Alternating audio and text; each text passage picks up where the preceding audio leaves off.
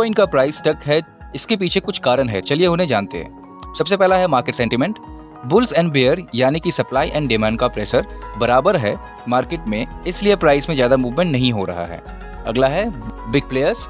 Market में अभी बड़े इंस्टीट्यूशन अपना पैसा नहीं लगा रहे हैं, इसलिए प्राइस में कोई भी बड़ी मूवमेंट नहीं देखी जा रही है। अगला है रेगुलेशन। किसी भी तरह का स्ट्रॉन्ग रेगुलेशन न्यूज़ मार्केट में नहीं आ रही है, जिससे big money is not entering the market और going away from the market, इसलिए प्राइस स्टक है और कोई भी मूवमेंट नहीं हो रहा है। अगला है कैटलिस्ट का इंतजार। कभी कभी मार्केट को मोमेंटम पाने के लिए एक झटका की जरूरत होती है। यह कुछ बड़ा इन्वेस्टर्स का एंट्री या एग्जिट होते हैं, कोई कंपनी बिटकॉइन को एक्सेप्ट करने लगे या कुछ एक्साइटिंग टेक्नोलॉजी न्यूज़ हो। जब तक ये इवेंट्स नहीं होती, बिटकॉइन के प्राइस स्टेबल ही रहेगा। तो चलिए बढ़ते हैं अपनी अगली न्यूज़ की तरफ। बस 3 महीनों में एक बड़ा बिटकॉइन वॉलेट दुनिया के तीसरे सबसे बड़े होल्डर बन गए हैं। इसका मतलब है कि अब उनके पास काफ़ी सारे बिटकॉइन हैं। ऐसा समझते हैं कि बिटकॉइन डिजिटल पैसा है और ये बड़े वॉलेट बड़े बैंक अकाउंट की तरह है। इस वॉलेट के मालिक पहले 3 महीने नहीं थे, लेकिन उन्होंने जल्दी से ऊपर की तरफ बढ़ा लिया। ये बड़ी बात है क्योंकि इससे दिखता है कि कोई बिटकॉइन में बड़ा भरोसा रखता है और ज़्यादा बिटकॉइन बाई कर रहा है। जब ऐसे इंपॉर्टेंट लोग बिटकॉइन में अपने पैसे लगाते हैं तो इस बिटकॉइन के प्राइस पर भी असर पड़ सकता है। तो चलिए बढ़ते हैं अपनी अगली न्यूज़ की तरफ। बिटकॉइन जिसका कुछ अनोखा रिलेशनशिप इन्वेस्टमेंट दुनिया में प्रोफेशनल है। एक नई रिपोर्ट बताती है कि बिटकॉइन की प्राइस दूसरे एसेट जैसे कि स्टॉक एंड गोल्ड के साथ अक्सर मिलकर चलती है।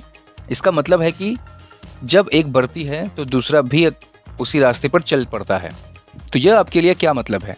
अब आप अगर एक इन्वेस्टर हो तो बिटकॉइन पर ध्यान देना एक अच्छा विचार हो सकता है, चाहे आप ट्रेडिशनल इन्वेस्टमेंट में इंटरेस्ट रखते हो।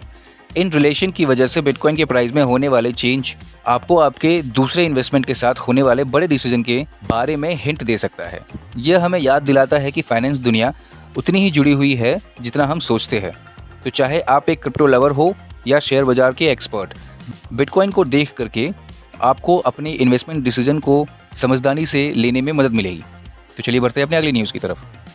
कुछ यंग लोग साउथ कोरिया में, जिसे जेनजी कहते हैं, उन्हें XRP बहुत पसंद है। XRP एक तरह का डिजिटल करेंसी है। ऐसा समझो जैसा हम डॉलर या यूरो को यूज़ करते हैं, बस ये सब ऑनलाइन ही होता है। तो एक तरह का ऑनलाइन डिजिटल करेंसी है।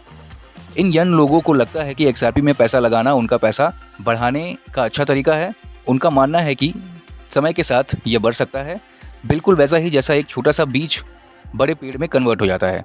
साउथ कोरिया के लोग टेक सेवी होने के लिए जाने जाते हैं, मतलब उनको टेक्नोलॉजी यूज़ करने का शौक होता है। XRP भी इस टेक दुनिया का हिस्सा है और यह यंगर जनरेशन के बीच बहुत पॉपुलर हो रहा है। तो चलिए बढ़ते हैं अपने अगली न्यूज़ की तरफ। क्रिप्टो करेंसी की दुनिया में बिटकॉइन फिर से चर्चा में है। हाल ही में उसकी प्राइस में गिरावट ने हमें दिखाया है कि डिजिटल एसेट कितना इरेगुलेट हो सकता है। बिटकॉइन को अक्सर डिजिटल गोल्ड भी कहा जाता है। इसकी प्राइस के तेज बढ़ने की वजह से जिन लोगों ने इसे नज़र में रखा है, उन्होंने हाल ही में उसकी प्राइस में कमी देखी। यह आम बात नहीं है क्योंकि बिटकॉइन के प्राइस में तेज अप एंड डाउन होते रहते हैं।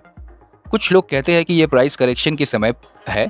बिटकॉइन एक रोलर कोस्टर की तरह होता है। इमेजिन करो कि तुम एक रोलर कोस्टर पर हो, वो बहुत ऊंचा जाता है फिर एकदम से नीचे गिर जाता है। ऐसा ही बिटकॉइन के साथ हो रहा है।